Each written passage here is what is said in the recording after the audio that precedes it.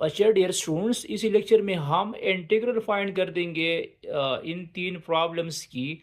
लेकिन क्या यूज़ करना है, हमने गामा फंक्शन यूज़ करना है। गामा फंक्शन हमने यूज़ करना है और हमने इन तीनों इंटीग्रल को सॉल्व करना है।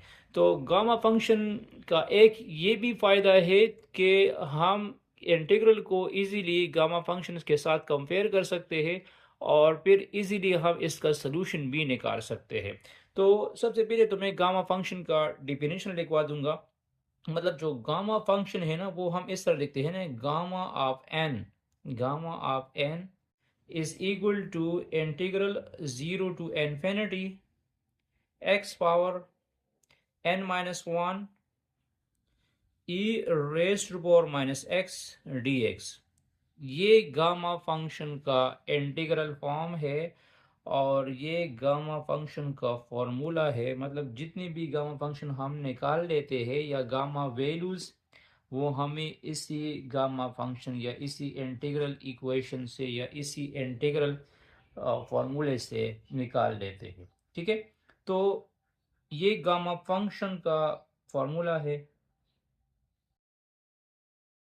ठीक है, तो मुझे इस इंटीग्रल को कैसे मतलब सॉल्व करना है गामा फंक्शन यूज करके। हम इसकी कंपैरिजन कर देंगे। क्या कर देंगे? कंपैरिजन कर देंगे। कैसे कंपैरिजन कर देंगे? पहली कंपैरिजन ये है कि ये जो गामा फंक्शन का अपर और लोअर लिमिट है, ये अप्रोच करेगा जीरो टू इन्फिनिटी और ये हमेशा फिक्स होगा। यहाँ पे भी जीरो टू इन्फिनिटी है, ये भी फिक्स है। दूसरी बात, इसमें ई पावर माइनस एक्स इधर भी है और ई पावर माइनस एक्स इधर भी है। यहाँ पे एक्स का कोई भी पावर आ सकता है, यहाँ एक्स का कोई भी पावर हो सकता है। तो ये जो पहला इंटीग्रल हमें गिवन है, ये जो पहला इंटीग्रल हमें गिवन है, मतलब integral zero to infinity x power three. तो एक्स पावर थ्री को मैं लिख सकता हूँ इस तरह, four minus one, x power four minus one, क्योंकि x power four minus one से वापस एक्स क्यूब आ जाएगा और ई पावर माइनस एक्स तो अपनी जगह पे है, एन टू डी एक्स। ठीक है, इज इक्वल टू, मतलब यहाँ पे देखो, मैंने इसकी कंपैरिजन की। यहाँ पे मैंने लिखा है गामा, गामा ऑफ एन। अगर हम इसकी कंपैरिजन कर देंगे तो फिर लेफ्ट साइड पे क्या आ जाएगा? एन की जगह हम क्या पुट कर देंगे? एन की जगह हम फोर पुट करते हैं। जब एन की जगह मैं फोर पुट करता हूँ तो ये जाता है zero to infinity x power four minus one e power minus x d x. ठीक है, तो यहाँ एन की जगह मैंने क्या लगा दिया? फोर लगा दिया और यहाँ पे फोर माइनस वन से क्या आ जाएगा? थ्री आ जाएगा। तो कहने का मतलब ये है कि इसी इंटीग्रल को सॉल्व करके फिर, अगर आप लोगों ने इस इंटीग्रल को सॉल्व करना है इंटीग्रेशन बाय पार्ट से तो भी कर सकते हैं, लेकिन हम अगर इसकी कंपैरिजन करते हैं गामा फंक्शन से तो गामा फंक्शन की मदद से इसकी जो मतलब इंटीग्रल वैल्यू होगी वो गामा फोर होगी। वो क्या होगी? गामा फोर होगी। और गामा फोर जो है, गामा फोर, ये फोर जो है ये इंटीजर्स फॉर्म में है। तो हमने ये भी प्रूव किया था कि गामा एन अगर आएगा तो ये इक्वल है एन माइनस वन फैक्टोरियल का। किसका इक्वल है? एन माइनस वन फैक्टोरियल की इक्वल। तो यहाँ पे जब n जो है इंटीजर्स फॉर्म में हो, मतलब ये एक इंटीजर्स है या नॉन नेगेटिव इंटीजर्स है या आप इसको नेचुरल नंबर भी कह सकते हैं, तो गामा फोर, फिर मैं लिख सकता हूँ four minus one, four minus one factorial. तो ये जाएगा gamma four is equal to three factorial और थ्री फैक्टोरियल से आ जाएगा सिक्स। क्या जाएगा? सिक्स आ जाएगा। तो बजाय कि आप इसको इंटीग्रेशन बाय पार्ट से सॉल्व करते हैं या किसी और मेथड से, तो गामा फंक्शन का ये फ़ायदा है कि हम डायरेक्टली इसी इंटीग्रल को गामा फंक्शंस के साथ कंपेयर कर देंगे और उसकी मदद से फिर हम आसानी से जो है मतलब इस इंटीग्रल की इवाल्वेशन कर सकते हैं। तो इसका आंसर क्या हुआ? इसका आंसर आ चुका है सिक्स। अगर आप इसको सॉल्व भी करोगे किसी भी मेथड से इंटीग्रेशन बाय पार्ट से तो उससे भी ये 6 आ जाएगा। अच्छा, सेकंड प्रॉब्लम जो है, दूसरा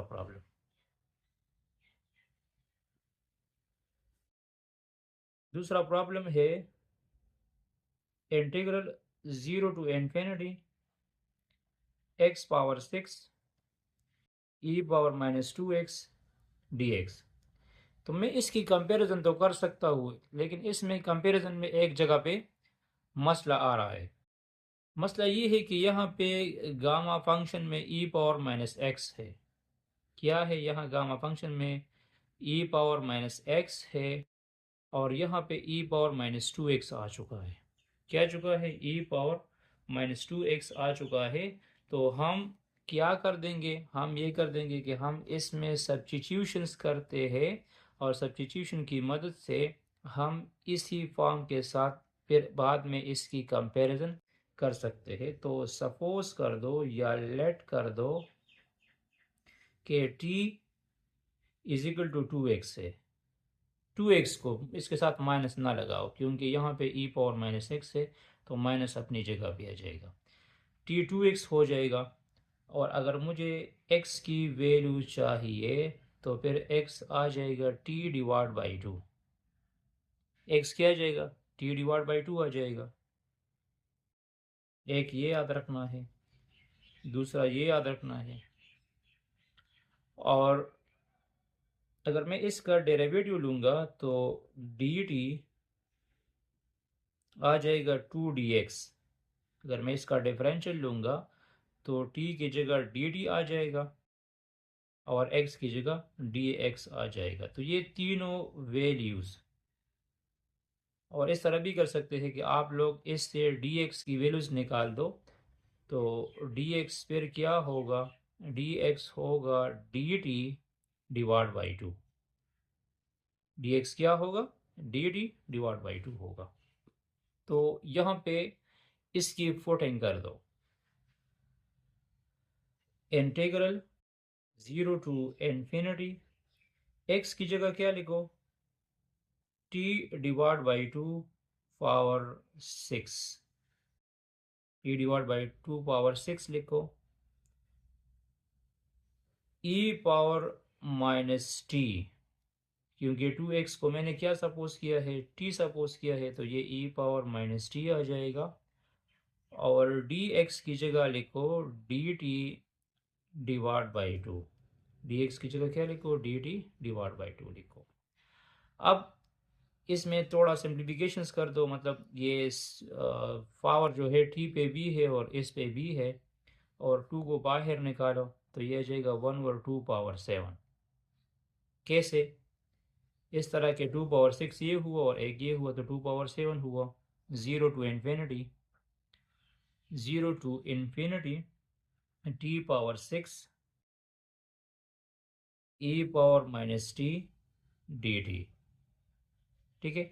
अब यहाँ पे देखो, इसको गामा फंक्शन की फॉर्म में मैं इस तरह लिख सकता हूँ 2 power 7 integral 0 to infinity t power 7 minus 1, t power 7 minus 1 e raise to power minus t dt।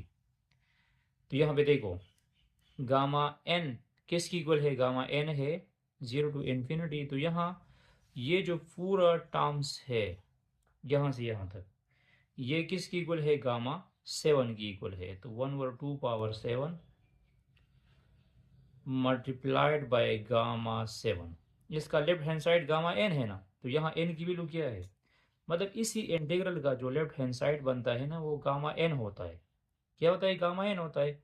तो यहाँ ये 7n को शो करता है। तो इसी पूरे इंटीग्रल का left hand side gamma n है, और यह n की जगह आप लोग 7 लगा दो, तो ये गामा 7 आ जाएगा। और गामा 7 जो है ये खुद 6 फैक्टोरियल की इक्वल है अकॉर्डिंग टू दिस। तो ये आ जाएगा 6 फैक्टोरियल और 2 पावर 7। तो 2 पावर 7 से मेरे ख्याल में 128 आता है। तो 6 फैक्टोरियल से 720 और 128। बाकी आप इसको प्रॉपरली कैलकुलेट करो कि क्या बनता है। तो गामा फंक्शन यूज़ करनी है और गाम इसी इंटीग्रल्स की कंपैरिजन करनी है एस के साथ और इसकी वैल्यूज़ निकालनी है। इस तरह ये जो थर्ड प्रॉब्लम है, अगर आप लोग इसको गामा फंक्शन की मदद से करोगे तो इसमें बात ये है कि इसमें एक्स क्यूब वाला टर्म नहीं है। तो इसमें जो पावर में एक्स क्यूब है इसको मैं सपोज कर दूंगा। सपोज कर दो कि एक्स क्यूब को मैंने सपोज किया टी, तो ये आ जाएगा 3x² dx is equal to dt। ठीक है। तो अगर मुझे मतलब dx फाइंड करना है, मतलब तो फिर मैं क्या लिख सकता हूँ, मैं इसमें लिख सकता हूँ, तो इस तरह भी मैं कर सकता हूँ कि एक्स क्यूब को मैंने टी सपोज किया और अगर मुझे एक्स की वैल्यू चाहिए, एक्स की वैल्यू चाहिए तो यह जाएगा टी पावर 1/3। क्या जाएगा? टी पावर 1/3 आ जाएगा। और एक्स का अगर हम डेरिवेटिव लेंगे टी पावर 1/3 का तो यह जाएगा D x 1/3 t power -2/3 into d T. तो अब ये सारी वैल्यूज़ यहाँ पे पुट करो। इंटीग्रल क्या है? Integral 0 to infinity e power minus x, x cube को मैंने क्या सपोज किया है? -t सपोज किया है। और डी एक्स की जगह क्या लिखोगे? 1/3 t power -2/3 into d t. ये 1/3 को बाहर निकालो, यह जाएगा 0 टू इन्फिनिटी t power -2/3 e power -t d t. ठीक है। अब यहाँ पे देखो, इसको मैं सर लिख सकता हूँ, ये जो -2/3 है ना, इसको मैं लिख सकता हूँ 1/3 इंटीग्रल 0 टू इन्फिनिटी, इसको हम लिख सकते हैं इस तरह 1/3 -1 e raise to power -t dt। तो अगर आप लोग इसकी कंपैरिजन कर दो गामा फंक्शन से तो यहाँ पे n की वैल्यू क्या है? 1/3 है। तो कहने का मतलब ये है कि 1/3 तो अपनी जगह पे आ चुका है और इसी पूरे इंटीग्रल की जगह हम क्या लिख सकते हैं? गामा 1/3 लिख सकते हैं। क्या लिख सकते हैं? गामा 1/3 लिख सकते हैं। और गामा 1/3 को फिर आप लोग मज़ीद एक्सपेंड कर सकते हैं। तो ये भी इसका मतलब आंसर हुआ, ये भी इसका क्या हुआ? करेक्ट आंसर हुआ। गामा आप लोग फिर कैलकुलेटर पे ही निकाल सकते हैं। तो कहने का मतलब ये है कि इंटीग्रल्स इक्वेशंस को या इंटीग्रल को हम गामा फंक्शन की मदद से भी एक्सपेंड कर सकते हैं।